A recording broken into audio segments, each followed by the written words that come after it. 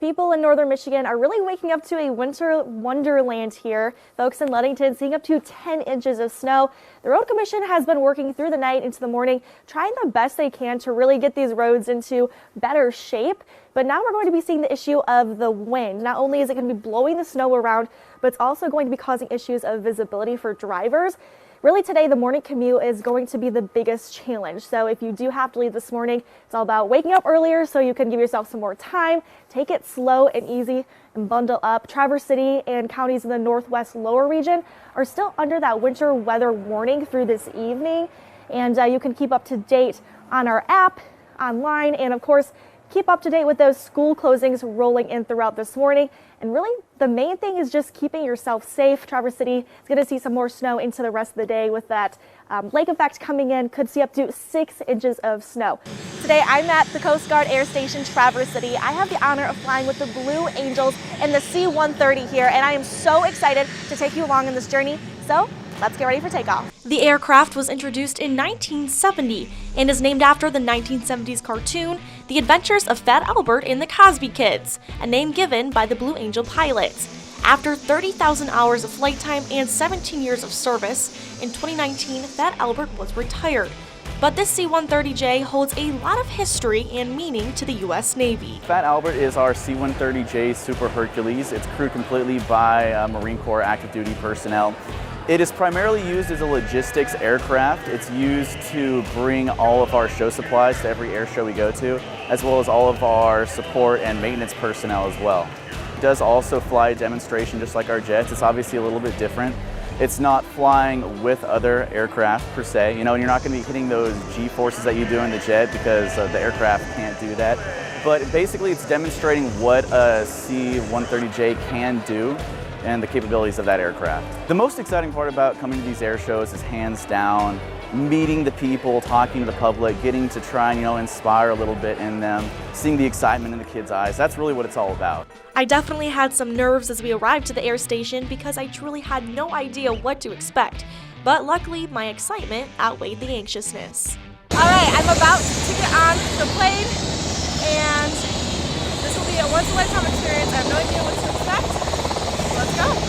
Some of the crew from Coast Guard Air Station Traverse City rode along with me, and boy were we in for a treat. I knew it wasn't going to be the smoothest ride, so we also had to come prepared. The motion sickness bag, I hope I don't have to use it. I wasn't nervous, now I'm a little bit nervous. It'll be fine. And then it was ready for takeoff. I wish I could put it into words what it felt like. At one point we hit a little bit of G-force, not much, but right after the pilot went from shooting straight up to leveling out. In the aircraft, it looked like we were floating in space, something I had never experienced before.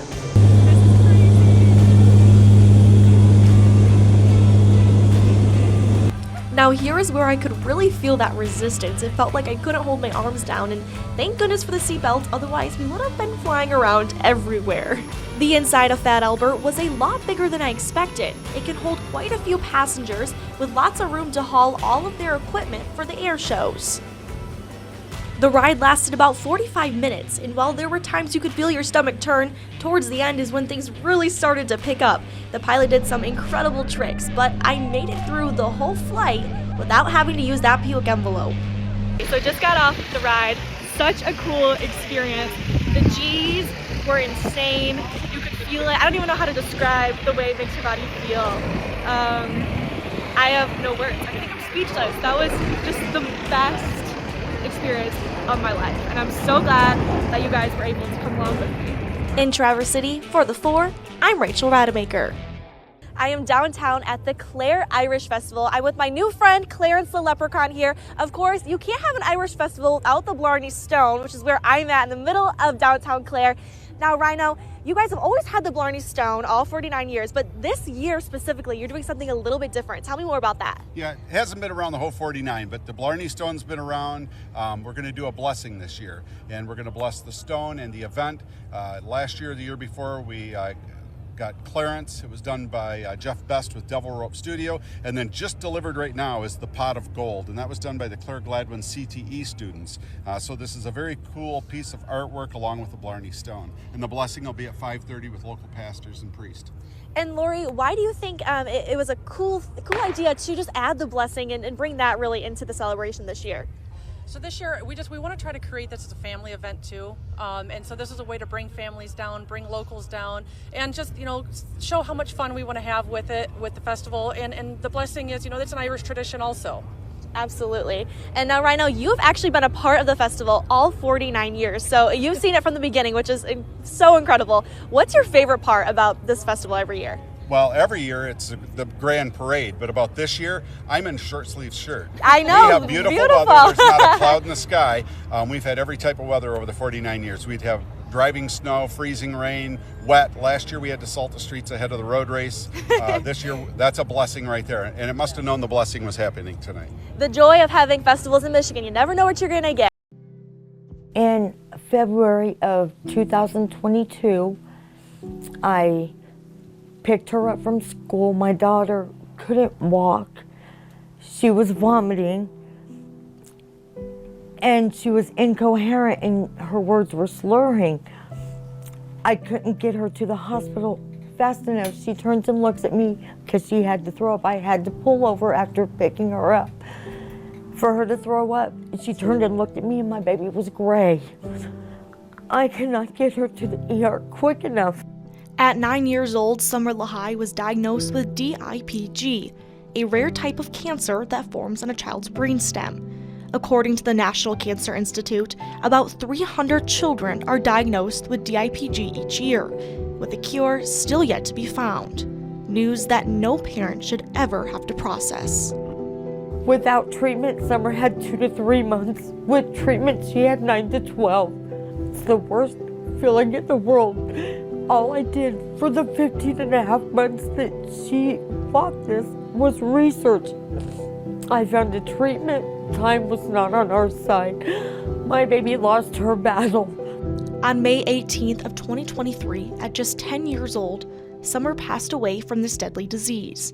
But today, her family and friends are doing everything they can to spread awareness about DIPG, to continue the research for a cure, and to keep the vibrant memories of Summer alive.